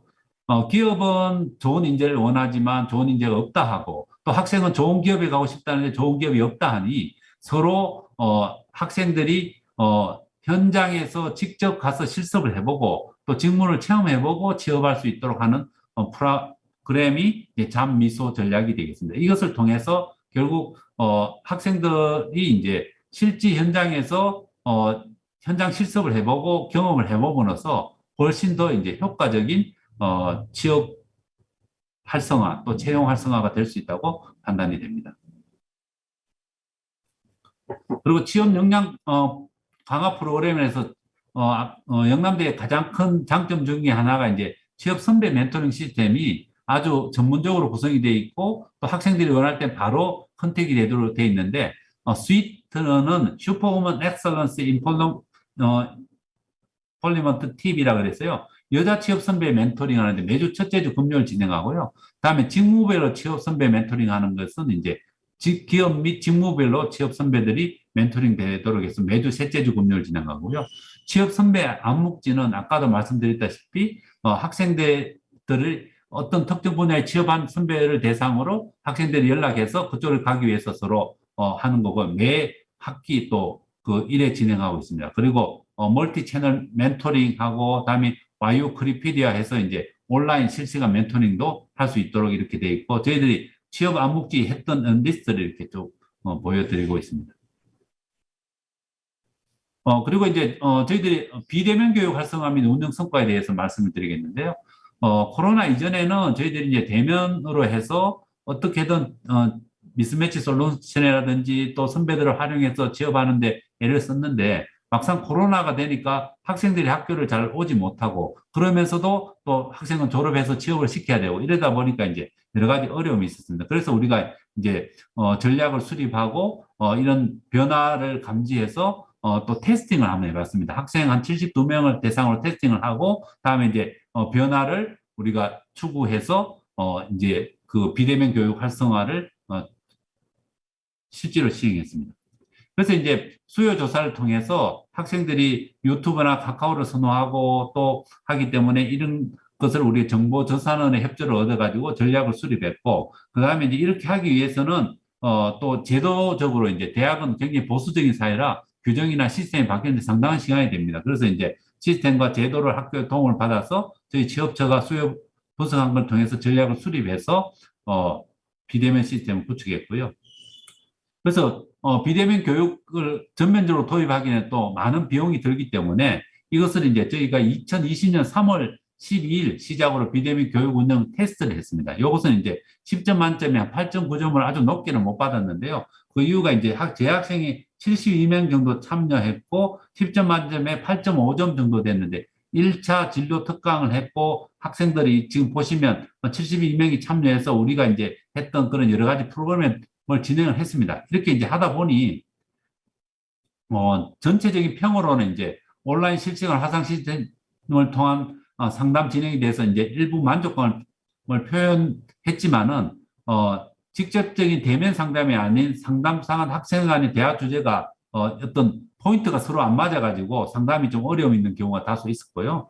또 온라인 화상 상담 시 화면 공유를 통해서 대화 주제나 이야기 포인트를 직접적으로 공유할 수 있어서 학생들의 만족도가 높은 부분도 있었습니다. 그런데 일부 학생인 경우는 화상 공유에 대한 거부감을 표시하는 경우도 있고, 또 오디오 시스템이라는 게 이제 인터넷 이 스피드가 빨라야 되기 때문에 오디오의 끊김 현상 등으로 해서 상당히 집중하기 어렵다는 어떤 의견도 있었습니다. 긍정적으로는 이제 전체적으로 비대면을 통해서도 효과적으로 상담을 할 수 있다, 그런 가능성을 보여준 거고, 좀 아쉬운 점은 일부 그 학생들 같은 경우에 이제 화상으로 하는 것에 대해서 상당히 거부감을 가지고 있고요. 그리고 이제 막상 하게 되면 음성이 끊기거나 또 음성이 딜레이 되는 경우도 있었고, 그럴 때는 또 유선 전화를 해야 되는 경우도 있었습니다. 그리고 라포가 형성되어 있지 않기 때문에 친하지 않는 상태에서 상담을 하다 보니 또 약간 부담스러워하는 그런 경우도 있었습니다.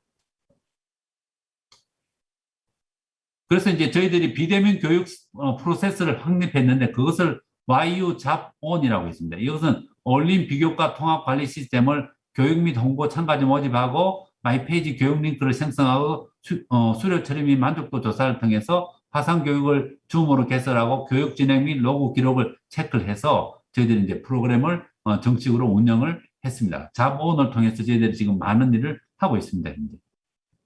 그래서 이제 이 변화를 실행하는 것은 먼저 진로 및 취업 특강을 비대면 시스템으로 해서 쭉 이렇게 하고 있고요. 다음에 선배 멘토링도 이제 이렇게 진행하고 있고요.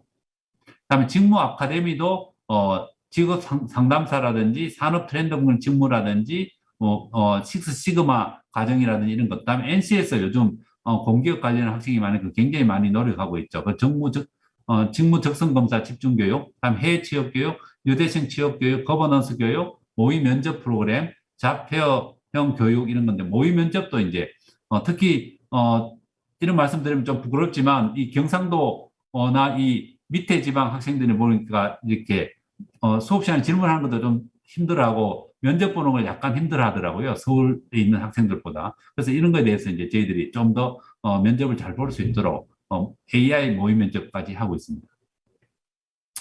그리고 진로 및 취업 교육 프로그램 운영 실적은 저희들이 오른쪽에 있는 것은 대면 교육 실적이고 왼쪽이 이제 비대면인데요.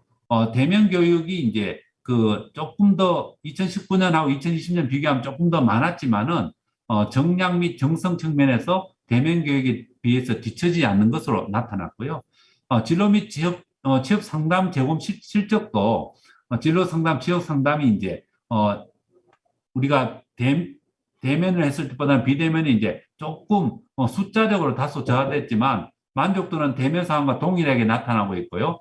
진로 전담 컨설턴트 제도 신규 도입으로 진로 상담 실적이 향상되고 있습니다.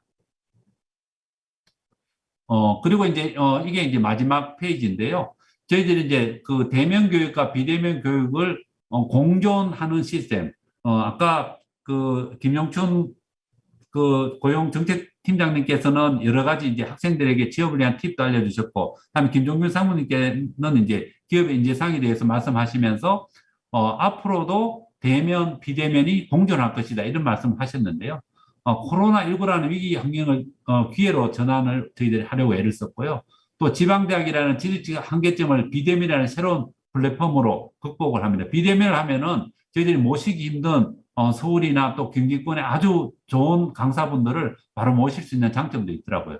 그리고 코로나 상황과 관계없이 비대면의 강점을 나타내는 교육, 멘토링이라든지 전문가 특강 모의 면접에 대해서는 지속적으로 유지를 하고 대면 교육과의 보완성을 강화해 나가고자 저희들이 계획하고 있고요. 구체적인 액션 플랜에는 와유 크리페디어 선배들을 이용해서 취업 선배 멘토링 운영을 저희들이 이제 굉장히 활성화하려고 준비 중에 있고요. 다음에 이제 YU 자본 시스템, 이게 지금 잘 운영되고 있습니다. 대학 자체 화상 교육 시스템 개발을 통해 다양한 형태의 비대면 교육 운영을 가속화하고 있습니다. 그래서 대규모 특강 강의라든지 채용 설명회, 취업 박람회, 취업 선배 홈커밍 데이, 이거는 옛날에는 엄청난 비용을 들여서 장소를 빌려서 했는데 지금은 이제 아주 특강할 수 있는 장소만 있으면 충분히 이게 또 가능하게 되었고요. 다음에 화상 교육 스튜디오 및 하이브리드 강의실을 구축을 해서 자체 온라인 및 화상 교육 컨텐츠 생산 인프라도 이제 구축하여서 지금 진행 중에 있습니다. 이상으로 영남대학께서 준비하고 있고 또 추진하고 있는 진로 및 취업과 관련된 내용을 말씀드렸습니다. 경청해 주셔서 감사드립니다. 네, 감사합니다. 역시 진로 취업 처장 협의회 회장 교육이라서 그런지 좀 다르긴 다르네요. 아무나 회장이 되는 건 아닌 것 같습니다. 영남대학교에서 상당히 많은 학생 진로 지도, 취업 지도와 관련된 일들을 해주시고 있는 것을 알 수가 있었고요. 취업 창업 진로위원회라고 하는 위원회를 둬가지고 총괄위원회로서 그 산하에 취업처하고 산학협력단을 두고 있는 게 참 인상적인 것 같습니다. 이로써 이제 저희가 준비했던 세 가지의 발표가 모두 끝났습니다. 이 발표와 관련해 가지고 혹시 궁금하시거나 질의하실 사항 있으면 채팅창에 올려주시면 좋을 것 같은데요. 질문이 올라오는 그걸 기다리면서 제가 발표하신 분들한테 한두 가지 좀 여쭤보려고 그러는데요. 먼저 김상무님하고 김 팀장님 이제 기업에서 보면 어떻게 보면 이제 임원이시고 또 실무진이시고 이제 그런 상황이신데 직원 채용과 관련해 가지고 위에 이제 계신 분들하고 또 중간 계층에 계신 분들이 바라보는 시각에 조금씩 차이가 있는 부분들이 얘기가 있더라고요. 무슨 소리냐면 윗분들은 저기 인간성만 되면 된다. 나머지는 저기 들어와 가지고 배우면 되고 우리가 교육시키면 된다고 하는 그런 관점이 있는가 하면 또 중간 실무진 입장에서는 그래도 전문 지식과 관련된 부분의 역량 이런 것들의 비중을 좀 많이 두고 있는 것 같은데 이러한 인성이라든지 전문 지식과 관련된 측면에서 학교들이 이제 어떻게 해야지 될런지 그다음에 학교에서 이제 취업이나 진로 지도를 하는 과정에서 이런 것들은 좀 해줬으면 좋겠다. 이런 것들이 좀 저기 아쉽다 하는 부분이 있으실 것 같아서 그런 것을 좀 한번 말씀을 듣고 싶고요. 영남대 같은 경우는 뭐 전부 다 잘하셨다고만 하셔가지고 혹시 운영상의 어려운 점은 그럼 없는 건지 예를 들면 이 많은 내용을 운영하려고 그러면 인력이나 예산 지원 같은 게 많이 돼야 되는데 사실 영남대학교의 그 규모나 봤을 때 예산이나 인력이 충분할 것으로 생각은 하지만 실질적으로 이제 어떤 상황인지 몰라서 어느 정도 투자되고 있고 운영상에서 어떤 뭐 애로사항은 없는지 하는 것하고요. 비대면 교육 활성화와 관련해 가지고 이제 NCS와 관련된 교육이라든지 AI 모의 면접 같은 것을 하신다고 했는데 사실 4년제 대학에서 NCS 적용과 관련된 부분에 대한 논란이 좀 있는 걸로 알고 있고 4년제 대학에서는 실질적으로 접목된 부분은 없는데 이런 그 NCS 적용 과정에서의 그 얘기와 더불어서 NI 그 모의 면접을 이제 하는 과정에서 다른 아까 이제 발표 과정에서도 있었습니다만 이제 그와 관련된 부분들이 좀 많아질 수도 있을 것 같아서 어떤 상황인지 좀 얘기를 해주실 수 있으면 말씀 부탁드리겠습니다. 제가 이제 질문들 올라오기 기다리면서 먼저 몇 가지를 던져봤는데요.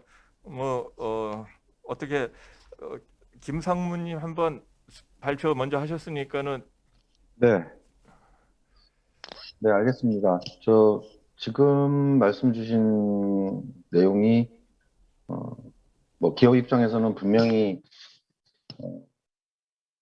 있는 얘기고요. 그리고 어떻게 답을 드려야 될지 지금 짧은 기간 안에 조금 생각을 정리하기는 조금 애매한데 면접을 하면서 저희 회사 같은 경우는 1차 면접과 2차 면접으로 나뉘고 1차가 비교적 실무의 팀장급 혹은 뭐 조금 더 가면 부문장까지 그렇게 하고 2차 면접을 이제 주로 임원 혹은 뭐 이제 다른 회사 경우에는 대표이사님도 참석하셔서 1차 면접과 2차 면접에서 보는 관점이 다른 거는 분명합니다.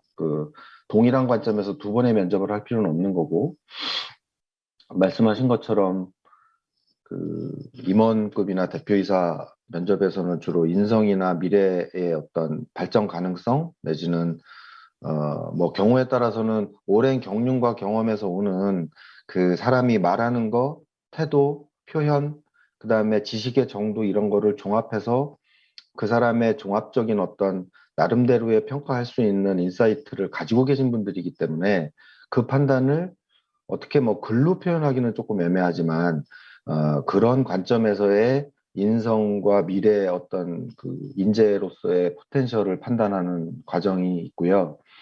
1차는 아까 말씀하신 내용과 같습니다. 실무적인 역량과 그다음에 실제 이 지원자와 같이 업무를 해야 하는 그 관점에서 실무 능력과 그다음에 뭐 기타 전문성이나 이런 것들을 좀 즉흥적인 질의응답을 통해서 파악하려고 하는 부분들이 많이 있습니다. 문제는 어떤 것이 결정적이냐에 대한 부분인데 그거는 회사마다 다 다른 걸로 알고 있고요. 1차 면접에 아무리 좋은 평가를 받았어도 2차 면접에서 탈락하는 경우도 있을 수 있고. 근데 저희 회사 같은 경우는 웨이트가 비슷합니다. 1차와 2차의 웨이트가. 물론 이제 아무래도 기업이다 보니까 중간 계층보다는 하이 레벨의 리더십에서의 평가 의견이 조금 더 중요성을 갖는 건 맞는데 의사결정이 가는 프로세스 안에 그게 분명하게 웨이트가 1대1로 돼 있는 형식으로 가기 때문에 두 가지 다 중요하다고 할 수 있고요. 그걸 위해서 그럼 미리 준비할 건 뭐냐? 아니면 학교에서 어떤 부분에서 취업에 대한 그런 그 지도를 할 것이냐에 대한 문제는 저는 조금 이제 그 적절한 답이 안 될 수 있을지 모르겠지만 일이라는 거에 대한 의미와 가치관에 대한 교육이랄지 그런 생각을 좀 심어주는 것이 학교에서 전공 과목에 대한 교육뿐만 아니고 아까 이제 영남대 그 처장님께서 말씀하신 내용들이 굉장히 저는 좋은 것 같아요. 굉장히 다양한 관점에서 이런 것들을 대학에서 하고 있구나를 오늘 처음 알게 됐고요. 그 안에서 저는 딱 한 가지 제일 중요한 게 일에 대한 가치관이라고 생각합니다. 그건 1차 면접, 2차 면접 어디를 가도 나타나게 돼 있고 서점에 가면 일이란 무엇인가라는 책에 그런 제목의 책이 엄청 많습니다. 그러면 그게 내용은 제각각이지만 내가 취업을 해서 일을 하려고 하는 이유는 사실 10명한테 물어보면 많은 다수가 생활을 위한 또 뭐 쉽게 말씀드리면 돈을 벌기 위해서 또 내 커리어를 발전시키기 위해서 뭐 여러 가지 답이 나오는데 일을 내가 왜 하려고 하는가에 대한 자기 분명한 기준이 있는 사람과 그렇지 않은 사람은 예측되지 않는 질문에 대한 그 기업에서 생각하는 인재상에 내가 100%는 아니지만 70, 80%는 적합합니다를 어필할 수 있는 그런 어떤 가능성이 높아진다 이렇게 볼 수 있습니다. 일을 영어로 하면 work이고 노동은 영어로 하면 labor잖아요. 근데 학생들이 일과 노동에 대한 구분을 명확하게 하지 않는 것 같다라고 하는 게 신입 사원들을 면접하면서 제가 느꼈던 몇 가지입니다. 근데 회사에서는 일이라고 하는 단어는 똑같은데 그걸 노동으로 생각하거나 워라 멜을 분리해서 생각하는 최근의 흐름을 그렇게 긍정적으로만 보지는 않거든요. 왜냐하면 야근을 많이 해야 되니까 이런 단순한 문제가 아니라 워라벨은 워와 일과 어떤 자기 생활의 밸런스라는 의미인데 요즘은 인테그레이션이라는 말이 그 안에 많이 사용되고 있습니다. 워라인이라고 하죠. 결국 일하는 시간과 내가 일을 하지 않는 시간을 이분법적으로 구분하는 그런 사고방식보다는 일과 나의 생활과 나의 보람과 행복이 뭔가 이렇게 인테그레이션 될 수 있도록 자기가 그걸 주도해서 끌고 가는 그런 어떤 생각과 자세 이런 부분들을 굉장히 중요시합니다. 그래서 다시 돌아가면 일이란 무엇인가에 대한 생각을 학교 다닐 때부터 뭔가 베이스로 심어줄 수 있는 교육 이런 부분들이 학교에서 될 수 있으면 훨씬 더 좋을 것 같고요. 조금 아까 NCS 말씀하셨는데 이제 NCS는 혹시 나중에 또 뭔가 의견이 필요하면 그때 말씀드리겠습니다. 이상입니다. 좋은 말씀 감사합니다. 결국 이제 가치관이 중요할 것 같고요. 네, 다음 김 팀장님 말씀 부탁드립니다. 그 느낌은 있는데 말을 어떻게 해야 될지 잘 모르겠습니다. 말씀 주신 대로 1차하고 2차에서 보는 관점은 분명히 아까 말씀하신 대로 다르고 1차에서는 이제 아무래도 좀 실무적인 능력과 그다음에 이제 그 일반 직원들하고 잘 어울릴 수 있는지를 좀 많이 보게 되고 왜냐면 이제 들어와서 팀워크가 깨지면 사실은 조직 입장에서 그게 좋은 건 아니거든요.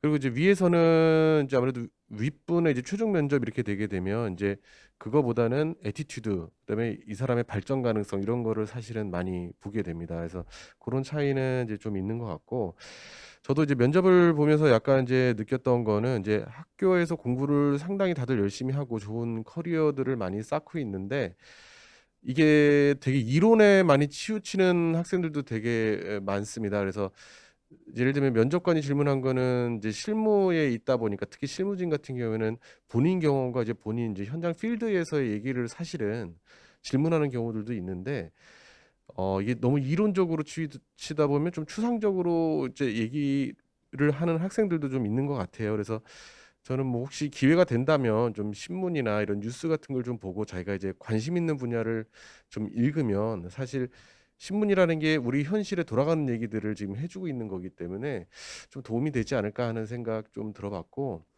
두 번째는 이제 뭐 아마 대학에서도 좀 많이는 하고 있겠지만 제가 이제 미국이나 이런 데 이제 공부를 해보면 거기는 커뮤니케이션을 상당히 이제 중요하게 생각을 하더라고요. 그래서 커뮤니케이션 학과도 되게 많고 또 이제 그런 법도 많이 가르치고 또 그게 어떻게 보면 리더십의 하나로 또 들어가기도 하고 해서 우리도 좀 이렇게 커뮤니케이션에 대한 조금 더 고민하고 아니면 또 교육을 좀 더 확대하면 좋지 않을까. 왜냐하면 조직이라는 거는 결국에는 혼자 일을 하는 이제 그런 게 아니라 남하고 같이 협업을 해야 되기 때문에 커뮤니케이션이 되게 정확해야 되거든요.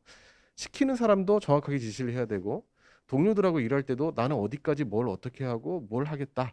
또 동료는 요 동료는 이렇게 하겠다. 이게 지금 정확해야 되는데 되게 두루뭉술하는 커뮤니케이션들을 하게 되면 사실은 되게 로스가 발생을 할 수 있으니까 저는 이제 그런 것들도 이거는 뭐 대학 경험 이제 대학 생활을 하시면서 뭐 느끼셔도 되고 아니면 또 수업으로 좀 더 공부를 하셔도 되고 그렇지 않을까 이렇게 한번 첨언을 좀 해봤습니다. 예, 감사합니다. 두 분이 해주신 말씀은 아마 현장에서 학생들에 대한 지도 과정에서 많은 도움이 되지 않을까 하는 생각을 하고요. 제가 이제 영남대학교를 디스하려고 한 건 아니었는데 뭐 저기 운영과 관련해 가지고 다른 분들이 이제 혹시 궁금해하실 수 있겠다 싶어 가지고 한번 질문을 한 두 가지 드려봤었는데요. 어떻게 저기 처장님 답변 가능하실까요? 예, 저희들이 먼저 그 인력하고 예산에 대해서 말씀을 드리면요. 저희들이 이제 인력 중에, 학생들을 지원하는 뭐 저를 포함해서 취업처 직원이 9명 정도 있고요. 그 다음에 이제 상담, 그 진로 상담을 하는 컨설턴트들이 이제 외부 회사 직원입니다만 저희들이 이제 그 국가 재정 사업으로 하는 사람이 8명. 다음에 이제, 취업과 관련해서 또 12명 정도에서 총 그 저희들이 한 26-7명 정도가 취업처 직원이 있고요. 연간 예산은 이제 우리 학교 직원의 인건비를 제외하고 한 7억에서 8억 정도 돈을 쓰고 있습니다. 근데 이제 이게 잘 아시다시피 요즘은 입학도 중요하고 또 취업도 굉장히 중요한 시점이 이제 예산이 많이 들어가기 때문에 저희들이 이제 그 국고 재정 지원 사업을 많이 그 발굴하려고 노력하고 저희들이 이제 그걸 조금 많이 확보를 해서 이렇게 인원도 많고 예산도 조금 많다고 보시면 되겠습니다. 그래서 이제 모든 학교가 이제 취업에 많은 그 어려움이 있고 또 노력하고 있기 때문에 앞으로도 이제 대학의 진로 취업과 관련된 예산을 많이 좀 할애해 주시면 감사하겠다는 말씀 좀 드리고요. 그 다음에 이제 그 AI 면접 관련해서는 저희가 그 기업체에서 이제 점점 도입하고 있기 때문에 저희들이 하는 거고 실질적으로 자기소개서가 이제 남의 걸 뺏겼는지 아닌지 그다음에 좀 더 좋게 하는지 이런 데를 많이 쓰고요. 실제로는 이제 학생들 그 화상을 해서 모의 면접을 우리 컨설턴트들이 했을 때 더 효과적인 거로 이렇게 나타났습니다. 그리고 이제 그 아까 모두의 발표 질문하신 내용이 사실 조금 가슴을 찌르는 내용인데요. 이렇게 시스템이 잘 돼 있으면 영남대가 전국에서 취업률 뭐 1, 2등 해야 되지 않겠습니까? 그런데 이제 영남대가 취업률이 그렇게 높은 편이 아닙니다. 그 이유를 보니까 학생들이 이제 가장 선호하는 직장이 우리 학교 기준으로 이제 공무원, 공사, 대기업 이런 쪽이 많습니다.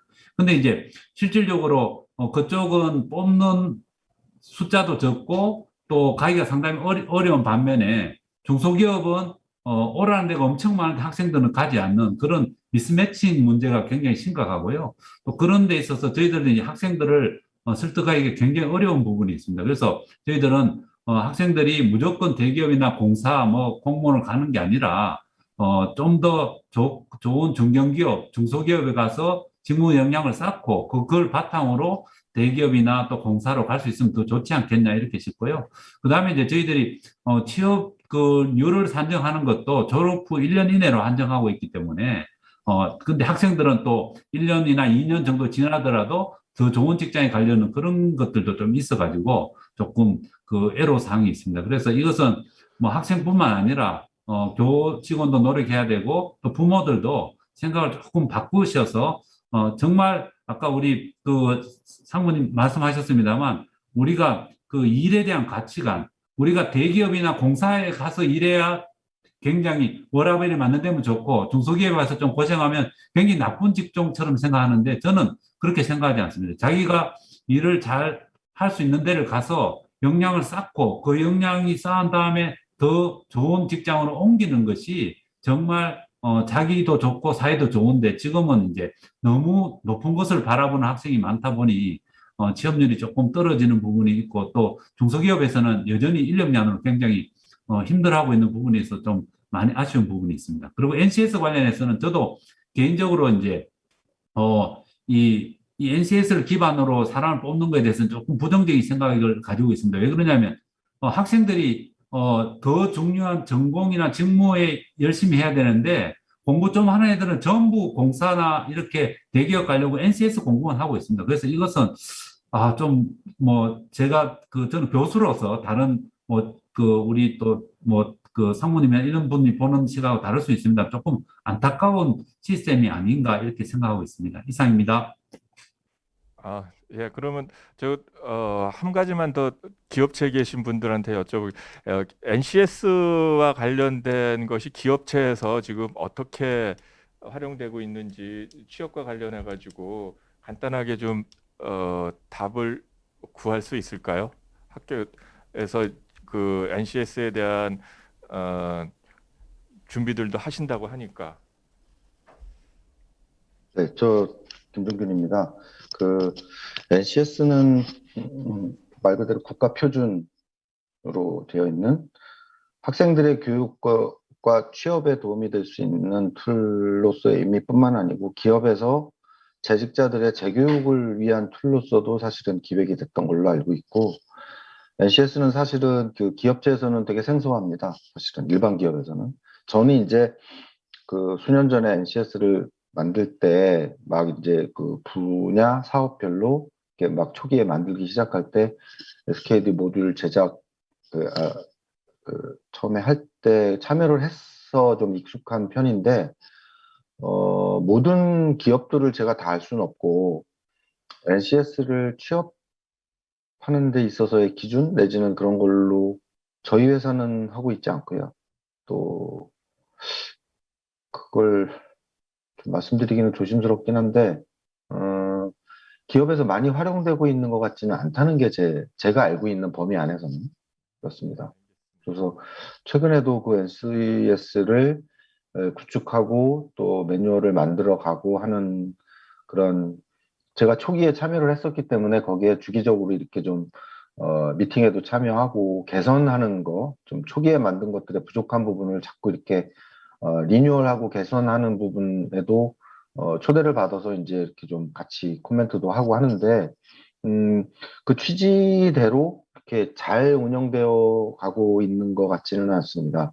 특히 그 전문직에 해당하는 NCS 분야에 대한 경우에는 더욱더 아시겠지만 코로나 환경 때문에 그 전문성 있는 분야에도 변화가 굉장히 크고 그거는 산업체의 변화와 그다음에 학교에서 교육 시스템이 또 발빠르게 움직이는 이런 변화에 NCS라고 하는 그런 매뉴얼적인 부분, 모듈 같이 되어 있는 매뉴얼적인 부분들이 이렇게 조화롭게 같이 움직이기에는 사실 현실적으로 어렵기 때문에 그런 좀 미스매치가 일어나는 거는 맞는 것 같고요. 아까 그 처장님 말씀하셨던 대로 학생들이 학교에서 NCS에 매달리는 웨이트가 좀 높다라고 하면 그건 좀 문제인 것 같습니다.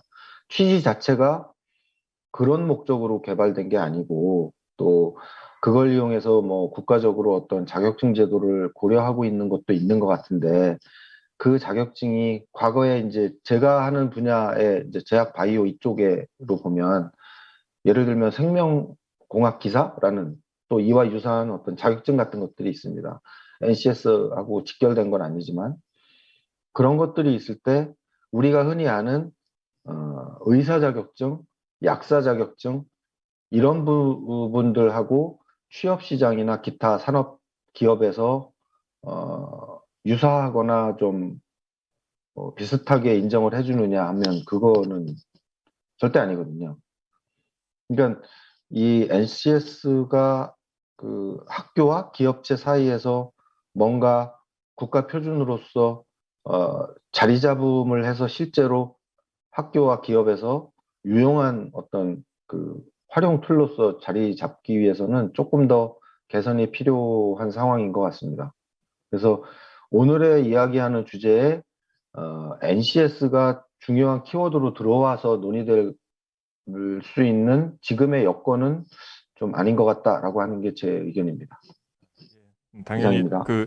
4년제 대학에서는 사실 NCS 도입이 이루어지지 않은 상황이기 때문에 적절치 않다고 하는 건 맞는 말씀이시고요. 학교에서 이제 프로그램들을 운영하신다고 하고 또 취업과 관련해서 이제 프로그램들을 개발하시는 것 같아서 기업체 상황은 어떤가 한번 여쭤봤습니다. 혹시 김 팀장님 해주실 말씀 있으시죠? 뭐 사실 저도 같은 입장이라서 제가 공공 부문은 잘 모르겠는데 민간에서는 사실 특히 큰 대기업들 같은 경우에는 그 자체적으로 시험들을 보거든요. 인적성 검사도 보고 그다음에 1차 이제 실무 시험도 보고 이런 데들이 좀 있어서 좀 개별 기업들이 그렇게 활용을 하는 것 같고 NCS는 그렇게 크게 고려하거나 민간 기업에서는 그렇지는 저도 그렇게 들어본 적이 없습니다. NCS를 고려한다라는 거는. 그래서 아마 참조용으로는 쓸 수 있을 텐데 그렇게 아주 중요한 비중을 차지하고 있다라고는 좀 생각지 않습니다. 예. 아마 그 공공기관이라든지 이런 데 이제 관심 있는 학생들 사이에서 학교를 통해 가지고 이제 지원을 받지 않나 싶고요. 지금 이제 세 분의 발표와 그 또 질의응답을 좀 가졌는데요. 그 사이에 혹시라도 질문이 올라온 게 있나 하고 봤는데 아쉽게도 올라온 것이 없습니다. 지금 하나 올라온 게 있는데요. 지금 제가 저기 유한양행 김상무님하고 저기 김영준 팀장님한테 궁금한 점이 있다고 질문이 하나 올라왔습니다. 비대면 면접, AI 면접, 인성 검사 전후로 이제 입사하는 신입사원 성향이나 역량 등의 차이가 있는지 궁금합니다. 비대면 관련 면접, 인적성 등이 증가하고 있는데 어떤 부분을 중점적으로 준비해야 할까요? 이렇게 이제 질문을 주셨는데요. 혹시 네, 답을 좀 제가 아는 해주시... 한 말씀 먼저 드릴까요? 예, 지금 말씀 주신 질문이 사실 좀 어렵습니다. 이게 되게 어려운 내용이고, 어, 준비를 다 하면 좋겠지만, 음,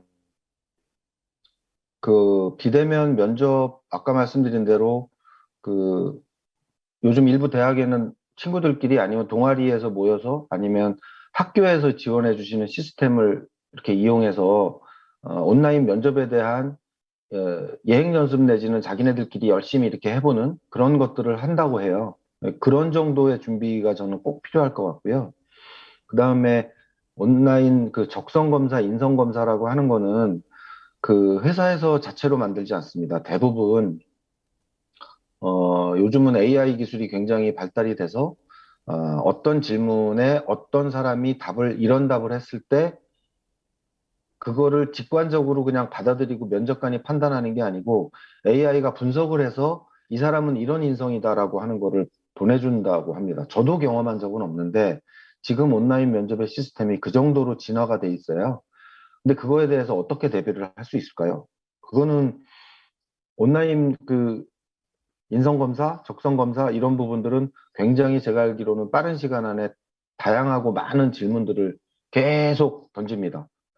그거에 즉흥적으로 계속 답을 해 나가는 것들이 이제 뭐 100개, 200개의 질문들이 모여져서 그게 이제 AI가 잘 분석을 해서 이 사람의 기본적인 여러 가지 성향들을 나름대로 분석해주는 그 데이터베이스에 근거해서 그렇게 해주는 거라서 저는 떠오르는 게 이건 어떻게 준비해야 할까? 그거는 마땅한 건 없습니다. 구체적인 거. 그냥 아까 제가 강조드렸던 내가 취직을 하면 내 인생에서, 내 커리어에서 나는 어떤 꿈을 가지고 열정을 가지고 뭐를 하겠다라고 하는 자기만의 어떤 중심 스토리를 견고하게 갖추어 가는 거. 그러면 그 가운데서 어떤 질문들이 들어와도 내가 갖고 있는 나의 목표와 계획이 단단한 그 안에서 답을 하면 그것과 아주 일치를 잘하는 기업이 아니라면 거기 합격한다고 해도 오래 다닐 수 없을 거예요.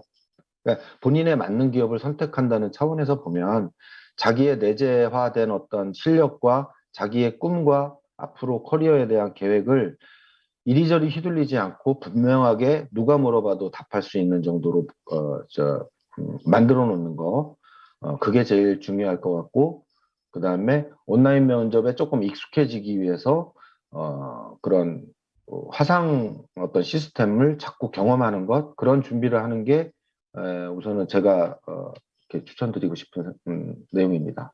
이상입니다. 알겠습니다. 워낙 상무님께서 말씀을 잘 해주셔가지고 저도 같은 입장이고요.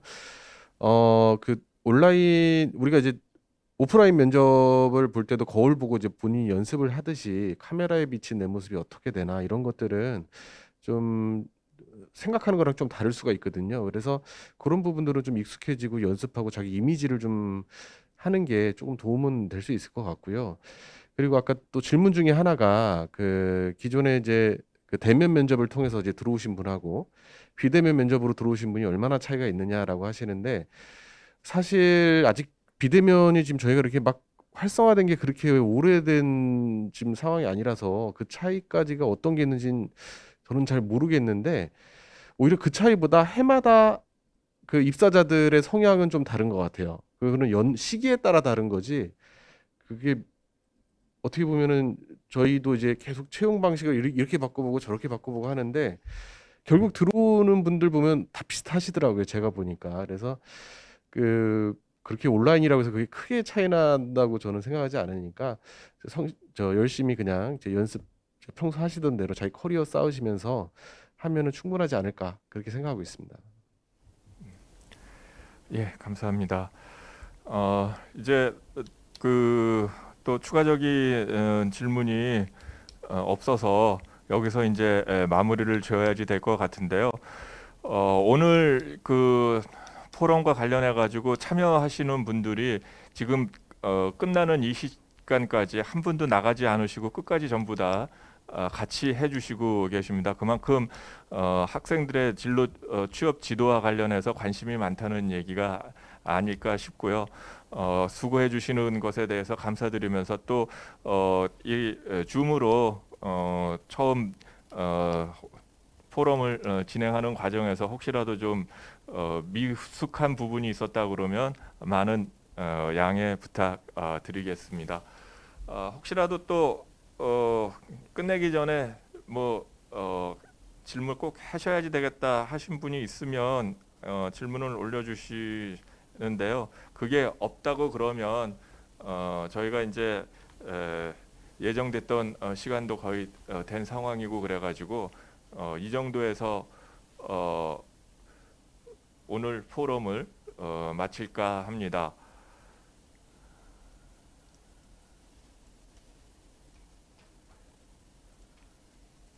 예, 질문 올라오는 게 없네요. 그럼 오늘 세 분의 발표자, 그다음에 끝까지 참여해주신 참가자분들 모두 감사드리고요. 저희가 또 산학협력과 관련된 좋은 주제를 가지고서 포럼을 개최하고 또 뵙기를 바라겠습니다. 저희 대기업에서 산학협력과 관련해 가지고 했으면 하는 좋은 의견이나 이런 게 있으면 나중에라도 연락 주시면 감사하겠고요. 오늘 그 행사와 관련된 책자는 대기업 그 홈페이지에 탑재가 되어 있습니다. 자료실에 탑재가 되어 있으니 거기에서 다운 받으실 수 있으십니다. 그럼 오랜 시간 동안 같이 해주셔서 감사합니다. 그럼 다음에 뵙겠습니다. 감사합니다.